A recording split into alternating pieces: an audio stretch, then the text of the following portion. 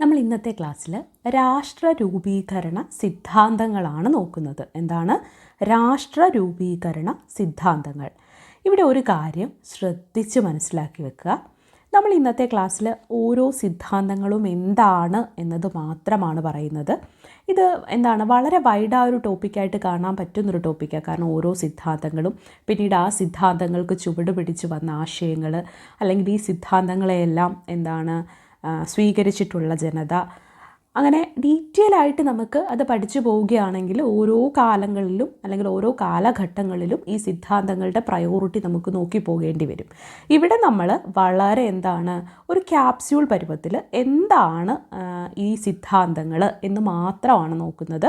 രാഷ്ട്ര രൂപീകരണ സിദ്ധാന്തങ്ങൾ ഇത് പഠിക്കുമ്പോൾ അല്ലെങ്കിൽ ഇതേപ്പറ്റി കേൾക്കുമ്പോൾ നിങ്ങൾക്കുണ്ടാകുന്ന ആദ്യത്തെ സംശയം, ഇതെങ്ങനെയാണ് ക്വസ്റ്റ്യൻ പേപ്പറിൽ ഇതിൻ്റെ പ്രസക്തി എന്ന്. നമ്മൾ ഇപ്പോൾ പരിണാമ സിദ്ധാന്തവുമായിട്ട് ബന്ധപ്പെട്ട ഒരു സ്റ്റേറ്റ്മെൻറ്റ് തന്നിട്ട് ചുവടെ തന്നിട്ടുള്ളതിൽ ഏതൊക്കെയാണ് പരിണാമ സിദ്ധാന്തവുമായിട്ട് ബന്ധപ്പെട്ട സ്റ്റേറ്റ്മെൻറ്റുകൾ എന്ന് ചോദിക്കുമ്പോൾ നമുക്കതിൽ നിന്ന് എടുക്കാൻ പറ്റും. അതാണ് ഇവിടെ ഇത്തരത്തിലുള്ള ചോദ്യങ്ങളാണ് ഇവിടെ നിന്ന് നമ്മൾ പ്രതീക്ഷിക്കേണ്ടത്.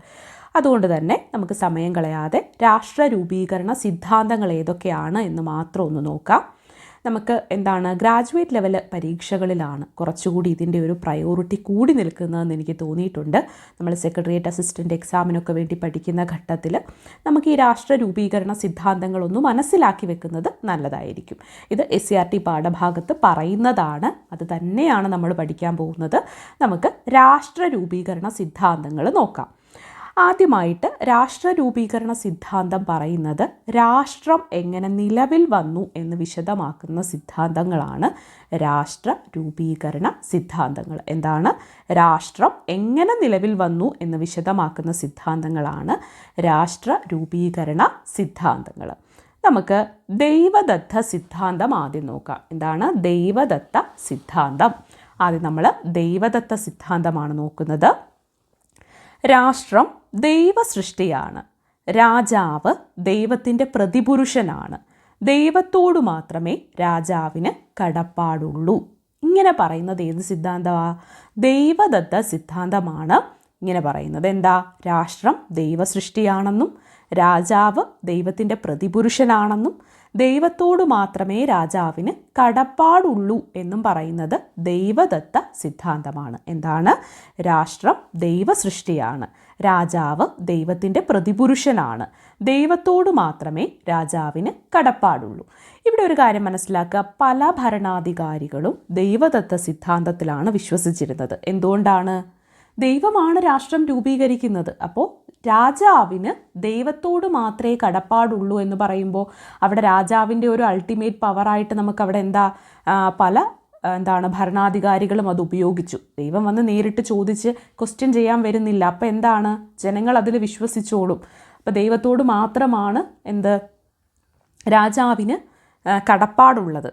ദൈവത്തിൻ്റെ പ്രതിപുരുഷനാണ് രാജാവ് എന്ന തരത്തിലൊക്കെയാണ് ദൈവദത്ത സിദ്ധാന്തം ഫോളോ ചെയ്തവർ വിശ്വസിച്ചു പോരുന്നത്.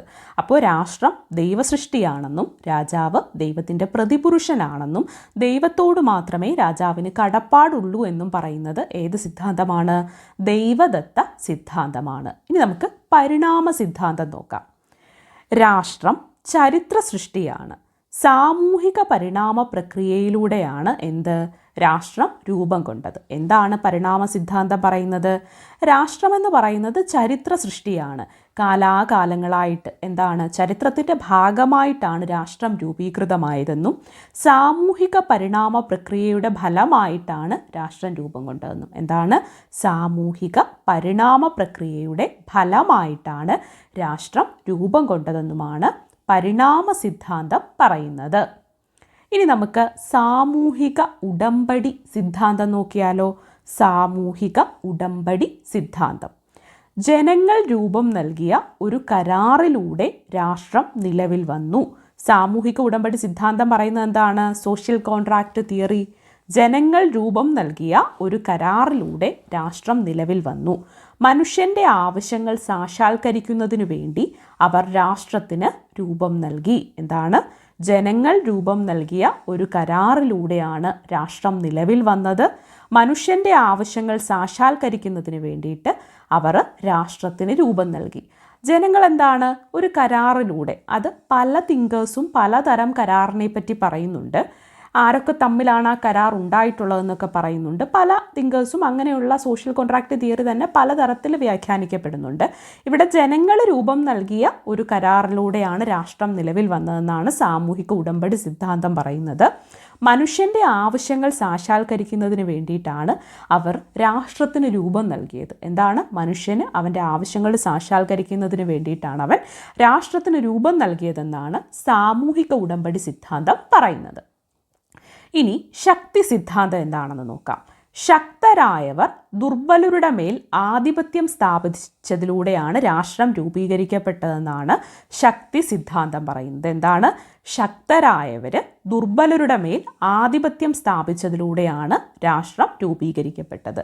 ഒരുപാട് ശക്തരായിട്ടുള്ളവർ, എന്തിനേയും നേരിടാൻ കഴിയുന്നവർ, അല്ലെങ്കിൽ മറ്റുള്ളവരെ എന്താണ് ദുർബല വിഭാഗത്തെ അടിച്ചമർത്തിക്കൊണ്ട് ശക്തരായവർ ദുർബലരുടെ മേൽ ആധിപത്യം സ്ഥാപിച്ചുകൊണ്ടാണ് രാഷ്ട്രം രൂപീകരിച്ചതെന്നാണ് ശക്തി സിദ്ധാന്തം പറയുന്നത്. അപ്പോൾ എന്താണ്? ദൈവദത്ത സിദ്ധാന്തം, പരിണാമ സിദ്ധാന്തം, സാമൂഹിക ഉടമ്പടി സിദ്ധാന്തം, ശക്തി സിദ്ധാന്തം. ഇവയാണ് പ്രധാനപ്പെട്ട രാഷ്ട്ര രൂപീകരണ സിദ്ധാന്തങ്ങൾ. നമുക്ക് പഠിക്കുവാനാണെങ്കിൽ ഇവിടെ ഓരോ സിദ്ധാന്തങ്ങളെയും ഡീറ്റെയിൽ ആയിട്ട് പഠിക്കേണ്ടി വരുന്നുണ്ട്. എങ്ങനെയാ? ഇപ്പോൾ സാമൂഹിക ഉടമ്പടി സിദ്ധാന്തം തന്നെ, സോഷ്യൽ കോൺട്രാക്റ്റ് തിയറി തന്നെ നമുക്കെന്താണ് പല തിങ്കേഴ്സ് പറഞ്ഞ പല തിയറികളുണ്ട്. അതെല്ലാം ഇതിൻ്റെ ചുവട് പിടിച്ച് നമുക്ക് പഠിക്കേണ്ടതായിട്ട് വരുന്നുണ്ട്. അത്തരം കാര്യങ്ങളെക്കാൾ ഉപരി എന്താണ് ഈ സിദ്ധാന്തങ്ങളൊന്ന് മനസ്സിലാക്കി വെക്കുക, അതാണ് ഈ ഒരു ക്ലാസ് കൊണ്ട് ഉദ്ദേശിക്കുന്നത്. കൂടുതൽ തലങ്ങളിലേക്ക് നമുക്ക് സ്കോർ ചെയ്യാൻ വേണ്ടിയിട്ടുള്ള കാര്യങ്ങൾ നമ്മൾ ഇനിയുള്ള ക്ലാസ്സുകളിൽ പറയും. ഇവിടെ നമ്മൾ എന്താണ് ഈ സിദ്ധാന്തങ്ങളെന്ന് മാത്രം ഒന്ന് മനസ്സിലാക്കി വെക്കുക. നമ്മളത് വൈഡായി പഠിച്ചു പോവേണ്ട ആവശ്യം വരുന്നില്ല. പിന്നെന്താണ്, ഇതുമായി ബന്ധപ്പെട്ട ക്വസ്റ്റ്യൻസ് ഒക്കെയാണ്, അത് നമുക്ക് മറ്റൊരു ക്ലാസ്സിൽ ഡീറ്റെയിൽ ആയിട്ട് തന്നെ എടുക്കാം. ഇവിടെ നമ്മൾ പ്രധാനമായിട്ടും ഒരു കാര്യം മനസ്സിലാക്കി വെക്കുക. ഈ 4 സിദ്ധാന്തങ്ങളിലും ഏറ്റവും കൂടുതൽ സ്വീകാര്യത ലഭിച്ചത് പരിണാമ സിദ്ധാന്തത്തിനാണ്. അതായത് രാഷ്ട്രം ചരിത്ര സൃഷ്ടിയാണെന്നും സാമൂഹിക പരിണാമ പ്രക്രിയയുടെ ഫലമായിട്ടാണ് രാഷ്ട്രം രൂപം കൊണ്ടതെന്നും പറയുന്ന പരിണാമ സിദ്ധാന്തത്തിനാണ് ഇതിൽ കൂടുതൽ സ്വീകാര്യത ലഭിച്ചത്. എന്താണ് ഈ സിദ്ധാന്തം പറയുന്നതിനെ കുറച്ചും കൂടെ വ്യക്തമായിട്ട് പറഞ്ഞാൽ ഗോത്രം, ഗോത്രഭരണം, അവയിലൊക്കെ തുടങ്ങി നഗരരാഷ്ട്രം, സാമ്രാജ്യത്വ രാഷ്ട്രങ്ങൾ, ഫ്യൂഡൽ രാഷ്ട്രം, ഇങ്ങനെ വ്യത്യസ്ത രൂപത്തിൽ രാഷ്ട്രം നിലവിൽ വന്നുവെന്നും ഇന്നെന്താണ് രാഷ്ട്രങ്ങളെ പൊതുവെ ദേശരാഷ്ട്രം, നേഷൻ സ്റ്റേറ്റ് എന്നാണ് അറിയപ്പെടുന്നതെന്നൊക്കെ പറയുന്നത് എന്താണ് പരിണാമ സിദ്ധാന്തത്തിൻ്റെ ചുവട് പിടിച്ചുകൊണ്ടാണ്.